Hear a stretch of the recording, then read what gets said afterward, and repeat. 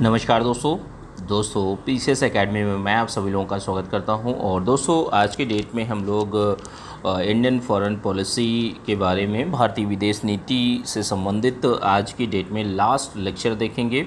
उसके बाद में अगले वाले टॉपिक पर जाएंगे। और अब दोस्तों आप लोगों को टाइप मैटर प्रोवाइड होगा, ठीक है। आगे जो मैटर प्रोवाइड होगा वो टाइप किया हुआ होगा। भारतीय विदेश नीति की दोस्तों कुछ चीज़ें और भी हैं कि जैसे जो सेकंड पेपर की चीज़ें हैं लगभग समाप्त हो चुकी हैं और कुछ चीज़ें जो बची हैं वो भी जल्दी आपको प्रोवाइड की जाएंगी। भारतीय विदेश नीति के बारे में बात करेंगे। 1996 से 98 तक कैसी भारत की विदेश नीति रही। दोस्तों ये वीडियो अच्छा लगता है तो वीडियो को लाइक कर दीजिएगा। चलिए स्टार्ट करते हैं। भारतीय विदेश नीति 96 से 98 के बीच में तो देखिए 16 मई 1996 को कांग्रेस एक विभाजन हुआ था कांग्रेस का, तो उसमें कांग्रेस ई की सरकार के स्थान पर भाजपा की सरकार बनती है। मोटा मोटा ये समझिए कि कांग्रेस की जगह भाजपा सरकार आती है। लेकिन 13 दिन बाद ये सरकार सत्ता से हट जाती है। फिर क्या होता है कि 1 जून 1996 को संयुक्त मोर्चा सरकार की बनी, जिसमें HD देवेगौड़ा जो प्रधानमंत्री बनते हैं और श्री इंद्र कुमार गुजराल जो हैं विदेश मंत्री बनते हैं। फिर अप्रैल 1997 में क्या होता है कि गुजराल प्रधानमंत्री बन गए और उन्होंने विदेश विभाग को अपने अधीन रखा। इस सरकार और इससे पहले की सरकारों ने क्या किया था कि भारत की विदेश नीति को जो सभी विद्यमान विशेषताओं को स्वीकार किया और माना कि गुट निरपेक्षता की नीति पर चलते हुए, ध्यान रखिएगा, सभी देशों के साथ मैत्रीपूर्ण संबंध स्थापित करेगा और तीव्र आर्थिक विकास, द्विपक्षीय सहयोग, क्षेत्रीय सहयोग, विश्व स्तरीय सभी प्रकार के सहयोगों पर बल दिया गया। सभी स्तरों पर आर्थिक, व्यापारिक, औद्योगिक, तकनीकी सहयोग की वृद्धि के लिए कार्य करेगा। ऐसी चीज़ें फॉरेन पॉलिसी में अपनाई गई। अपने पड़ोसियों के साथ संबंधों की विशेष रूप से सुधारने का प्रयास किया गया। भारत जो है विश्व शांति, सुरक्षा, लोकतंत्र, मानवाधिकारों, निःशस्त्रीकरण, आर्थिक विकास के पक्ष में कार्य करेगा। लेकिन एनपीटी पर हस्ताक्षर, प्रस्तावित CTBT जैसी पक्षपात, ये जो दोनों संधियां थीं तो ये पक्षपातपूर्ण संधियां थीं, तो इनको भारत नहीं मानेगा। ध्यान रखिएगा, भारत अपने पड़ोसियों के साथ विशेष रूप से संधियों को नहीं मानेगा, ठीक है। अपने पड़ोसियों के साथ अच्छे विस्तृत सामाजिक, आर्थिक सहयोग और मैत्रीपूर्ण संबंध स्थापित करने का प्रयत्न करेगा।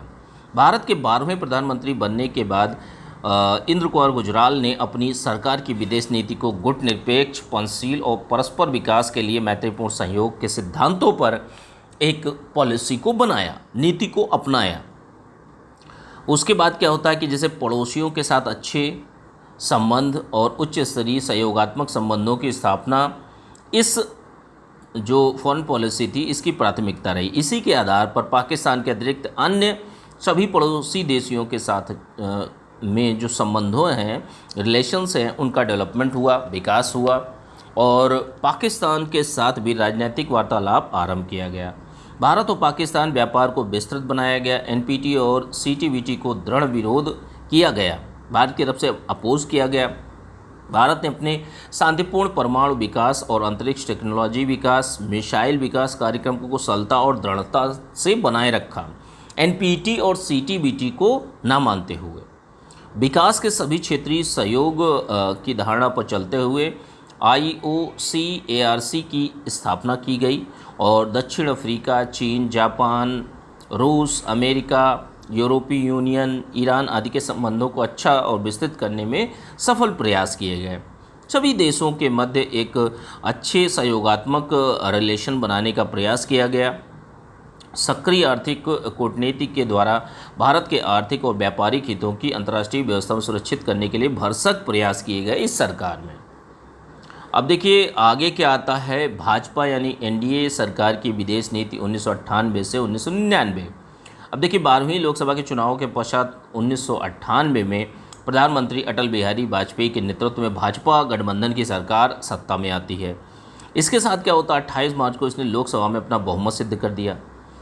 इसके कुछ दिन पहले इस सरकार ने अपने शासन के लिए राष्ट्रीय कार्यक्रम घोषित किया था, जिसमें विदेश नीति के संबंध में यह घोषणा की थी कि भारत की सुरक्षा संबंधी कोई समझौता नहीं किया जाएगा। तथा भारतीय प्रभुसत्ता, भू क्षेत्रीय अखंडता की रक्षा के लिए परमाणु विकल्प सहित सभी विकल्पों को अपनाया जाएगा। भारतीय परमाणु नीति का पुनर्मूल्यांकन किया जाएगा। परमाणु शस्त्रों को अपनाया जाएगा, लेकिन बाद में स्पष्ट किया गया कि परमाणु विकल्प खुला रखा जाएगा और सीटीबीटी पर हस्ताक्षर नहीं किए जाएंगे, एनपीटी हो या सीटीबीटी हो, दोनों पर। अब देखिए इसके बाद क्या होता है कि इस घोषणा पत्र में भी ये भी कहा जाता है कि अंतर्राष्ट्रीय संबंधों में सरकार द्वारा अपने आकार क्षमता के अनुकूल स्थापना की जाएगी, इसकी भूमिका स्थिति प्राप्त करने का प्रयास किया जाएगा। जो बायलैटरल रिलेशंस जो होते हैं, ठीक है, द्विपक्षीय वाद जो होते हैं, उनके आधार पर सभी पड़ोसी देशों के साथ शांतिपूर्ण संबंधों की स्थापना की जाएगी। बांग्लादेश के साथ साथ गंगा पानी के समझौते को लागू किया जाएगा। द्विपक्षीय वाद के आधार पर, द्विपक्षीय वार्ता के आधार पर सभी पड़ोसी देशों के साथ शांतिपूर्ण संबंधों की स्थापना की जाएगी। बांग्लादेश के साथ भी गंगा पानी के समझौते को लागू किया जाएगा। साथ ही कुछ सुधारों को लाने का प्रयत्न किया जाएगा।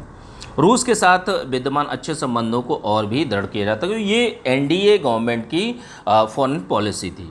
इसके बाद राष्ट्रीय जनतांत्रिक गठबंधन सरकार बनती है और इसकी 1999 से मई 2004 तक की विदेश नीति को देखते हैं। तो देखिए सितंबर अक्टूबर 1999 में चुनावों के बाद क्या होता है कि 13 अक्टूबर को भारत में राष्ट्रीय जनतांत्रिक गठबंधन की सरकार बनती है। इसमें भारतीय जनता पार्टी को एक बड़ी घटक बनी रही। इसके नेता श्री अटल बिहारी वाजपेयी प्रधानमंत्री बने और यह सरकार मई 2004 तक सत्ता में रही। इसके शासन के दौरान विदेश नीति किस तरीके से स्वरूप रहा, उन चीज़ों को देखा गया। अब देखिए गुट निरपेक्षता में विश्वास किया गया। इस काल में सार्क देशों के साथ क्षेत्रीय सहयोग में वृद्धि की गई। पाकिस्तान के साथ संबंधों को सामान्य बनाने के लिए वार्तालाप और दबाव दोनों का प्रयोग किया गया। अमेरिका के साथ बहुपक्षीय सहयोग बढ़ाना, सामाजिक हितों के आधार पर संबंधों का विकास करना, इजराइल के साथ संबंधों एवं परस्पर सहयोग को दृढ़ता प्रदान करना, परमाणु शस्त्रों पर आधारित परमाणु नीति को आवश्यक और लाभकारी स्वरूप देना, परमाणु कमांड सूचना का संगठन करना और इसे बनाना, WTO में भारत के हितों की रक्षा करना। इस उद्देश्य के लिए प्रमुख विकासशील देशों से सहयोग और आपसी हितों पर आधारित नीति निर्णय को अपनाना था। ठीक है, इसके बाद आगे अगला पॉइंट है आपका संयुक्त राष्ट्र सुरक्षा परिषद में भारत के लिए स्थायी सदस्यता प्राप्त करने के लिए कार्य करना। संयुक्त राष्ट्र के संरक्षण में चल रहे विश्व शांति सुरक्षा के अभियानों में भाग लेना, इराक में सैनिकों को ना भेजना। तो ये निर्णय लिए गए फॉरेन पॉलिसी में। चीन के साथ द्विपक्षीय संबंधों को विकसित करना, दक्षिण पूर्वी एशियाई देशों के साथ सामाजिक आर्थिक सांस्कृतिक सहयोग का विकास करना। इन सभी विशेषताओं के साथ भारतीय विदेश नीति 1998 से 2004 तक राष्ट्रीय हितों को सुरक्षित और विकसित करने का प्रयास करती रही। अब देखिए प्रगतिशील गठबंधन सरकार की विदेश नीति UPA जिसको कहा जाता है 2004 से 2013 तक की। तो UPA के सदस्यों और समर्थकों ने गठबंधन सरकार के अधीन भारतीय प्रशासन और नीतियों को संचालित करने में जो न्यूनतम साझा कार्यक्रम अपनाया, उसे कई सिद्धांत बने दर्ज किए गए। फिर भी अपनी विभिन्न घोषणाओं और वक्तव्यों में प्रधानमंत्री मनमोहन सिंह और विदेश मंत्री नटवर सिंह ने भारतीय विदेश नीति की विशेषताओं को प्रमुखता स्पष्ट किया कि जैसे भूतपूर्व NDA सरकार की विदेश नीति में संयुक्त राज्य अमेरिका के पक्ष में जो अधिक और अनावश्यक झुकाव विद्यमान था, उसे संतुलित किया गया, उसको बैलेंस किया गया। विश्व में बहुकेंद्रवाद को प्रोत्साहित किया जाएगा। एकमात्र विश्व शक्ति अपने इच्छा और हितों के अनुसार राजनीति का संचालन करने में प्रयासों को रोकने के लिए प्रयास किए जाएंगे। भारतीय विदेश नीति की स्वतंत्रता को विश्वसनीयता और प्रभावी बनाया जाएगा। सभी विश्वसनीय क्षेत्रीय मुद्दों पर स्वतंत्रतापूर्वक निर्णय लिए जाएंगे। फिलिस्तीन के लोगों को अपना राज्य प्राप्त करने के प्रयासों को पूर्ण समर्थन दिया जाएगा। तो ये कुछ बातें हैं इस सरकार की। सार्क देशों के साथ अधिक निकटता के साथ सहयोगी संबंध स्थापित किए जाएंगे। रूस और चाइना के साथ संबंधों का अधिक से अधिक विकास किया जाएगा, क्योंकि भारतीय हितों के लिए आवश्यक और लाभकारी भी है। अमेरिका के साथ संबंधों और संपर्कों को विकसित किया जाएगा। WTO के मंच पर तीसरी दुनिया के देशों के हितों के विरुद्ध जो भी संधियां और समझौते किए जाने के प्रयास किए जाएंगे। भारत उनका दृढ़ता से विरोध करेगा और इसके लिए सभी विकासशील देशों के साथ तालमेल और समझ को विकसित करने के लिए आवश्यक नीतियां अपनाई जाएंगी। अंतर्राष्ट्रीय आतंकवाद की समाप्ति के लिए सभी देशों के साथ अधिक से अधिक सहयोग किया जाएगा और आतंकवाद के विरुद्ध युद्ध को किसी एक देश के राष्ट्रीय हितों के अनुसार संचालित नहीं किया जाएगा। सभी प्रकार के आतंकवाद की समाप्ति के लिए प्रयास किए जाएंगे। अगला पॉइंट क्या है? पाकिस्तान के साथ संबंध के क्षेत्रों में वार्तालाप संपर्कों की प्रक्रिया को दृढ़ रूप से विकसित किया जाएगा। कश्मीर सहित सभी मुद्दों पर पाकिस्तान के साथ चल रही वार्ता और विश्वास निर्माण प्रक्रिया को आगे बढ़ाया जाएगा। भारत परमाणु शस्त्रों पर आधारित अपनी स्वतंत्र परमाणु नीति पर चलता रहेगा और संयुक्त राष्ट्र सुरक्षा परिषद में भारत के लिए स्थायी सदस्यता की प्राप्ति के लिए प्रयास करेगा। भाई अपनी एक परमानेंट सीट भी चाहता है सिक्योरिटी काउंसिल में भारत। तो ये सब विशेषताएं हैं यूपीए सरकार की विदेश नीति के आधार पर भारत दूसरे देशों के साथ संबंधों को संचालित करने के लिए प्रक्रिया का आरंभ जो है नई सरकार द्वारा किया गया। अब आगे जो है 2014 से अब तक एनडीए सरकार के स्थान के चरण के दौरान भारत की विदेश नीति की नई ऊंचाइयां मिली। एनडीए की सरकार बनती है, नरेंद्र मोदी जी की सरकार बनती है। उसके बाद नई फॉरेन पॉलिसी, सभी देशों के साथ सहयोग और क्षेत्रीय सहयोग, द्विपक्षीय वार्ताएं, ये सारी की सारी चीज़ें रही हैं। भारत ने इन महाशक्तियों से अपने संबंधों को नया आयाम दिया।